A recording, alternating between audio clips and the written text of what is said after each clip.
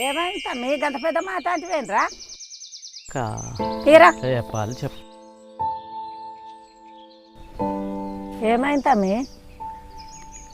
ఏం చెప్పాలక్క నా బాధ. నేను ఎన్ని సంబంధాలు వచ్చినాయి, మంచి మంచి సంబంధాలు వచ్చినాయి, చేసుకుంటేనే అమ్మ అంటే ఏమన్నది, నా మేడకోడలు అయితే నా మేనకోడలు నాకైతే మంచిగా చేస్తుంది, వేరే వాళ్ళు అయితే అది ముక్కు మూతి తింపుకుంటూ తిరిగితే నాతో కాదు, అందుకనే నేను ఈ పిల్లనే చేద్దామని నాకుంది అని ఎన్ని మాట్లాడింది. వద్దంటే కూడా నన్ను సంధాంచి సతాంచి చేసింది.